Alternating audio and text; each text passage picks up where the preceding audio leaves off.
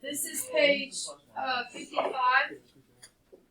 Some of this we've already talked about. Actually, all of this we've already talked about. We just don't have it all in one spot on one piece of paper, and now you do. We're looking at graphing quadratics and talking about all the characteristics behind the graph. This is stuff from Unit 1 that we're now applying to a quadratic.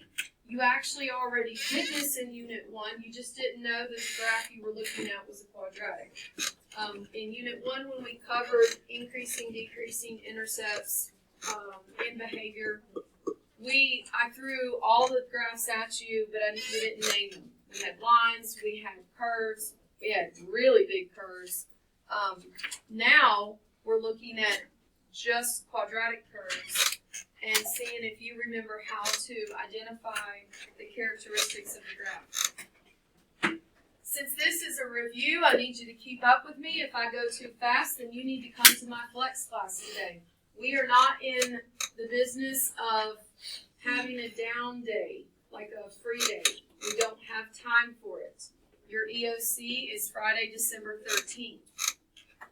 So if I give you something to do, it's very important that you do it because the next day we're moving on. Okay? First, you could have Desmos out when I turn you loose. You don't have to have it out right now because it's already graphed here. But you could have Desmos out and you can type this in and you can see the graph produced on Desmos. Remember how to get the table in Desmos? You click the little gear symbol, then you click the table symbol and it produces the table. So you can get all the points on the curve. So a quadratic function, it's a function that can be written in the form f of x equals ax squared plus bx plus c. F of x is the name of the function. The function concept is to let you know that if you take a number and... Good morning, everyone. At this time, it's time for seniors to go to the auxiliary region for the career fair. Teachers, if you have seniors in classes and they're all going, please join them at the career fair. Thank you. The f of x is just letting you know, hey, first of all, the name of this equation is f. Second of all, if you were to take a number and plug it in, it's like a vending machine. If you push one button, one thing should come out. So if I plug a number in, I should get one answer. There should be no conflicting, well, I got 4 and I got -6. Not with a function. You should get one answer. So don't get caught up in the f of x part. That's just the name and letting you know, hey, it's a function, which means it's going to pass the vertical line test. That should ring a bell. Ax squared plus bx plus c, that is in standard form. That is on your formula sheet. On your formula sheet, it has 3 different equations for quadratics. This is one of them. The way that I remember that it's standard form is the standard way to organize stuff is ABC, alphabetical. And also the exponents are counting down. So the highest is in the front and then it counts down. Standard procedure, right? Descending order. A, B, and C are real numbers. A cannot be 0. If A were 0, what would happen with this leading term? If A was 0? If A were 0, what would happen with the leading term? It wouldn't be there, which means we would not have a quadratic. We would have a what? Linear expression, because it would be x to the first power. Remember we said lowercase l looks like a 1. That's how you remember x to the first power is linear. That's also 8th grade math. You've learned linear all 8th grade.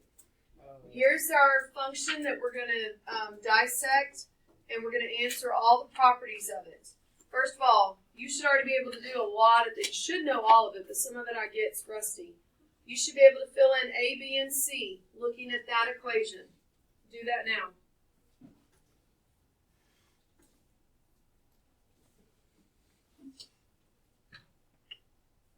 Ty, do you have a pencil?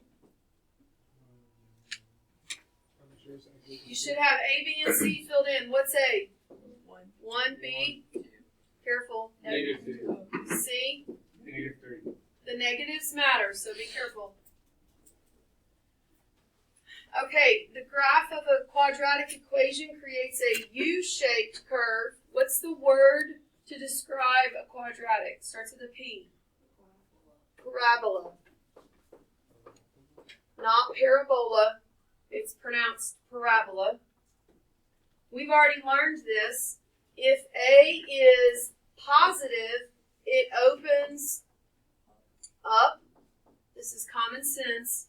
If A is negative, it opens down.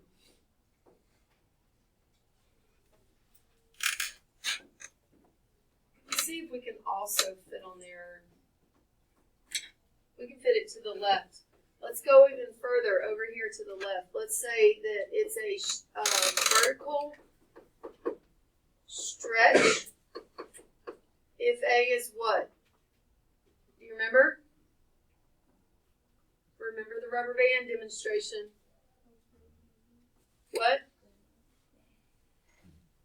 It's a vertical stretch. Bless you. What? If it's a big number, big energy, big stretch in the morning, guys. Come on, I'm trying to help you with all these different ways. You should not be on your Chromebook right now. You should be with me on the notes. It's a vertical stretch if A is bigger than 1. It's a vertical shrink or compression if A is smaller, less than 1. I can't just say fraction. Fraction is a good indicator, but what if the fraction was like 5 over 4? 5 over 4 is actually 1 and 1/4. So you have to be careful. You can't just say if A is a fraction, it's a shrink. I don't know if they would try to trick you and throw an improper fraction in there that's actually greater than 1. So it's always a good thing. Check if it's a fraction. That's great if you want to. But then I need you to check, is it actually less than 1? All right. X-intercepts. We learned a lot of words for x-intercepts. What were they? X-intercept. Yes. Zeros. Z-E-R-O-S. Roots. And a common sense one starts with an S.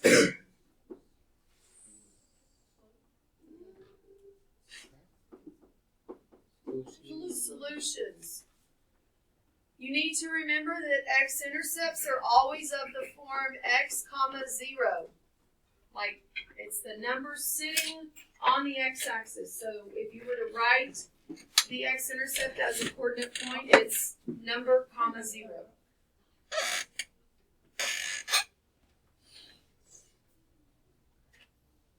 I'm jumping around trying to... All right, let's go back over here.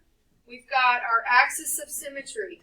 This is the imaginary line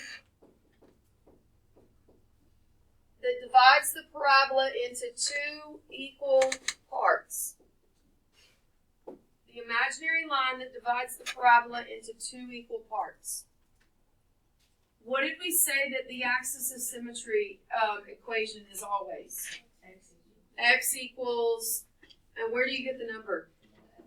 It's x value of the vertex.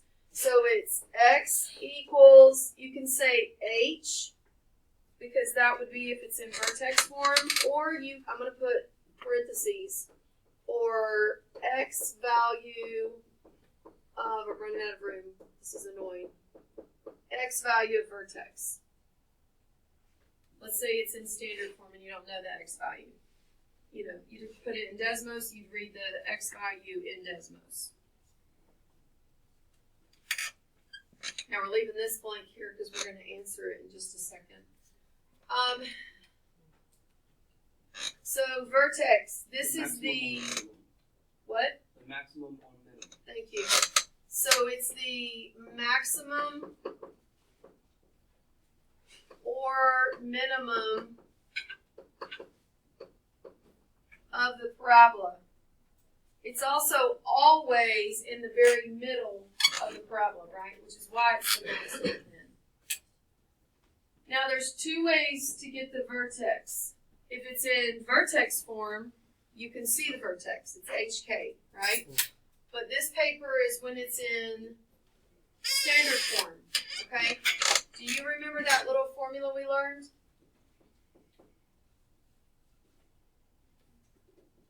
Negative B over 2A. Really crowded there. You might not want to write it right there. You might want to find somewhere else to write it. The formula for the x coordinate of the vertex when it's in standard form is negative B over 2A. That formula you're just going to have to memorize. Now, you will have Desmos. You could easily just go to Desmos and type it in and then read the vertex, okay? So there is the safety net of Desmos. But negative B over 2A is also very helpful when you're doing like word problems and stuff. It's going to help you. All right. Then that brings us to the maximum or the minimum. So you'll notice though in this case, like the maximum is if it's opening down, and then this would be a max. The minimum if it's opening up, right? Can you have both a max and a min in a quadratic? No. No, not possible. Because it's either opening up, which means it's shooting to the top to infinity. So there's no max possible because it's going to keep going, right? Or it's opening down, shooting to negative infinity, which means, again, there's no min possible because it's just going to keep going. Come back over here. Domain, it's the set of all what values? Domain refers to x. Range refers to y. If you ever mess that up, let's just say they're in alphabetical order. Domain, range, DR, right?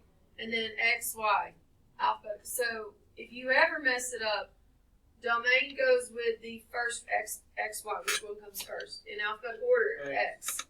So if you ever forget, maybe that'll help you.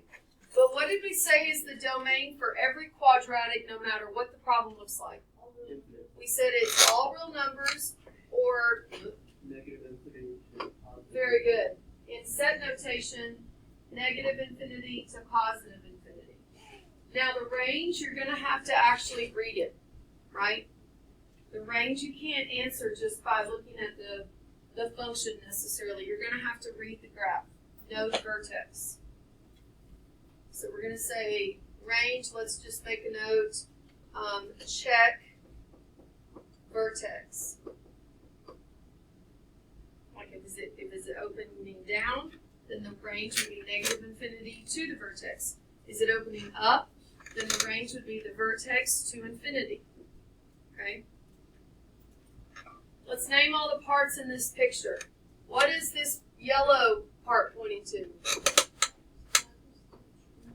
Axis of symmetry.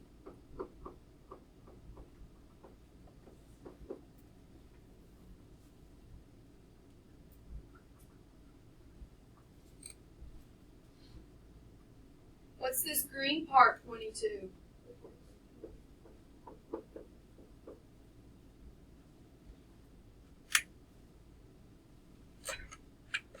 What's the red part pointing to?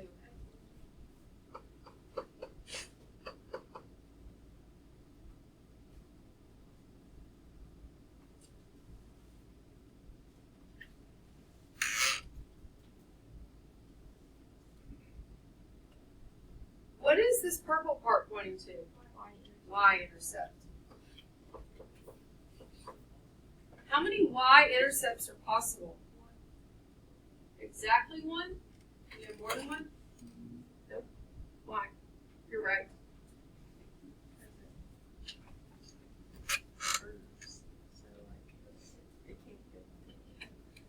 What did we say the f of x stands for? It's a function.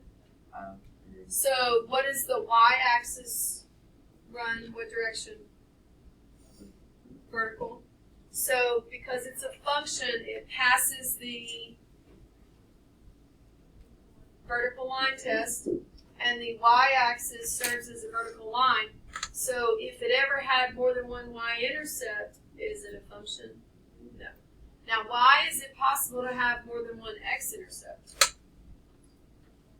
That's horizontal. Okay. So, now, how many could it have, though, x-intercepts?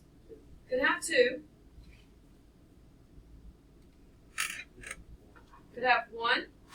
So this one's sitting below. Where would it be if it had 1 x-intercept? Mother function. Huh? On the x-axis. It could be sitting on the x-axis, like the mother function, which means then it has only 1 x-intercept, or it could be 0, none, right? Because it could be like up above it, opening up, right? Can you take your airplane out? Thanks. It could be up above it, opening up, or it could be down below it, opening down. So it could not touch it all, which is a preview of what's to come when we're solving quadratics. You could come to 2 answers, 1 answer, or no answer, no real answer, which takes us into the imaginary world. What's left on here? Let's see. Okay, y-intercept. We've not looked at finding the y-intercept algebraically. We just talked about like, oh, yeah, here's where it's crossing on the y-axis. If the x-intercept is always of the form x comma 0, what's the y-intercept always? 0 comma y. It's always of that form. So this example right here, notice this is a different function. This is a different equation. I want you to see just how easy it is to find the y-intercept. If I'm looking for the y value on the y-axis when x is what, y'all? I'm pointing to it. When x is 0, what would I plug in here? 0. What happens to x squared? Gosh, I can't breathe. Some genius put a thermostat on an exterior wall, so it's 39 degrees outside. The thermostat thinks, oh, y'all are cold, and it's not cold. Don't put thermostats on exterior walls. So back over here, before I pass out from the heat.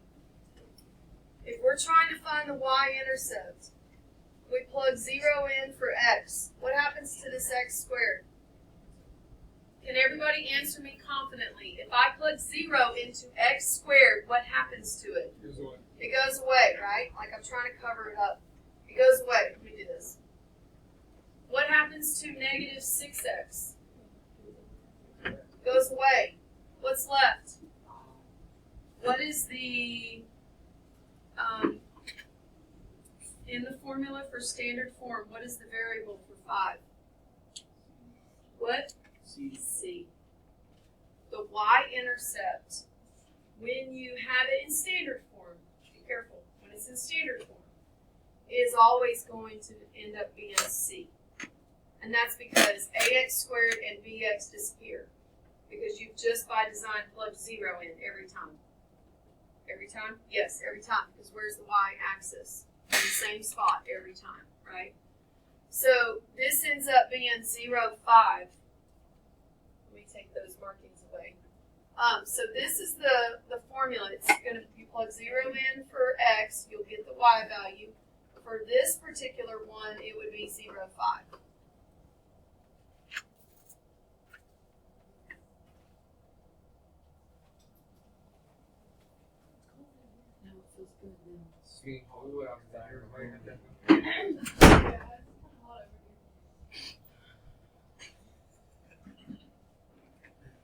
All right.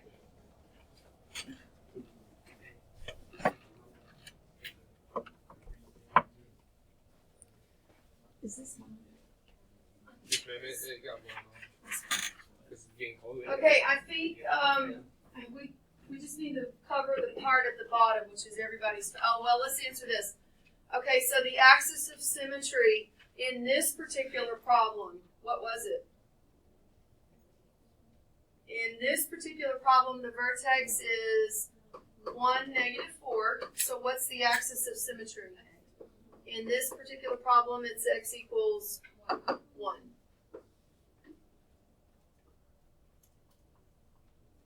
Does this have a max or a min? Yes. No, the question was, no, sorry. it has a minimum.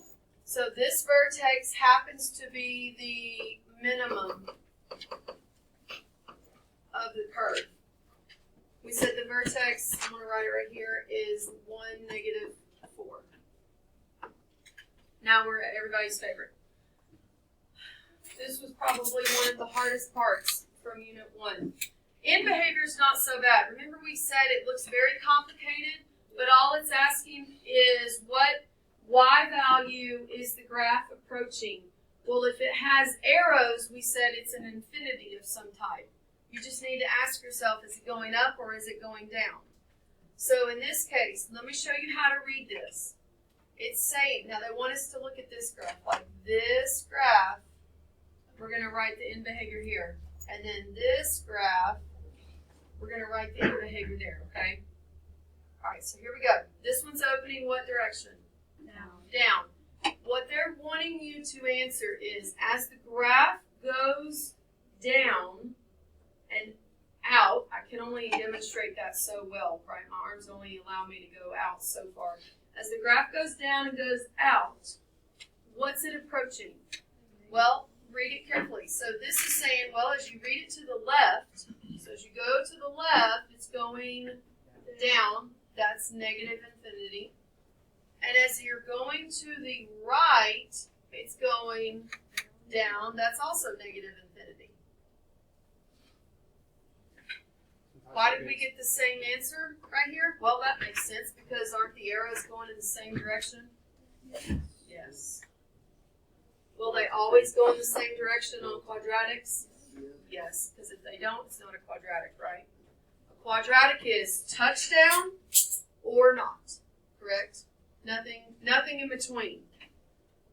All right, let's do this one. This one's opening up. As you read the graph to the left, it's going up, which means positive infinity. As you read the graph to the right, it's going up, which means positive infinity. If that did not sit well with you in Unit 1, I hope it's starting to register now. Remember, we've talked about how if you don't understand something, you can't just be like, well, I'm just not going to understand that part. You've got to know it. Now, increasing, decreasing. This is we saved the worst for last. If you remember, we said to think of it as someone hiking or like a roller coaster, right? I'm going to zoom in, maybe. Okay. We're going to focus on this one. Always start your roller coaster or your hiker on the far left. I want you to drop a dotted line where the hike changes.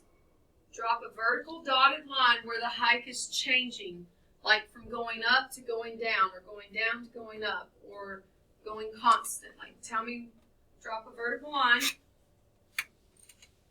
Did you drop it right at the axis of symmetry? Will it always be that way with quadratics? Yes. So your axis of symmetry is also giving you that visual of here's where your increasing and decreasing is changing. So what is the person doing first from here to here?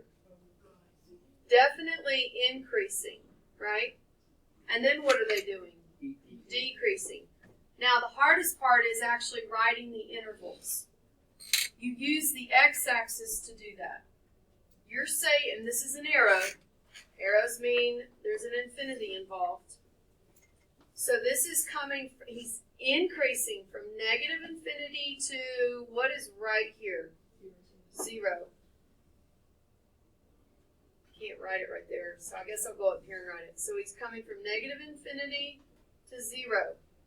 And then immediately at 0, now he is actually decreasing and he's running to the right to an arrow. So our increasing is negative infinity to 0. Our decreasing is 0 to infinity. Will we ever have brackets on increasing and decreasing? No. So make a note. It is always parentheses.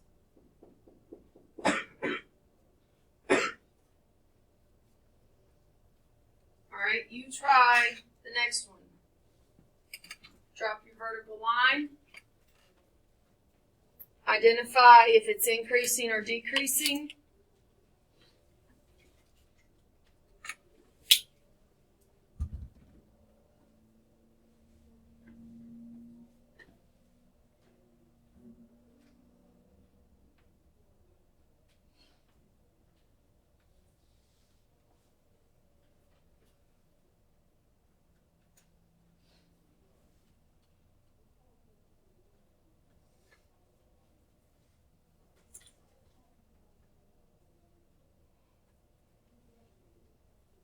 Drop your vertical line here. What is the runner doing first? Decreasing, right? Then what's the runner doing? And we got arrow to arrow, so that's negative infinity to infinity. What x value are we splitting? Are we changing? 0. So we're decreasing from negative infinity to 0, and we're increasing from 0 to infinity.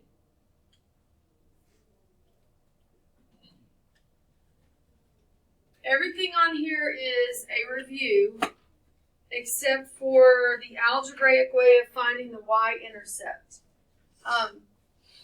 This is not all we're doing today. But this is what I wanted you to have, like a one-stop shop on all the concepts of the quadratic in one place. It's all on one paper. And then this is matching, and then 4 practice problems that I want you to do right now before we move on to the next part. So this is page 56. I would keep 55 out to help you.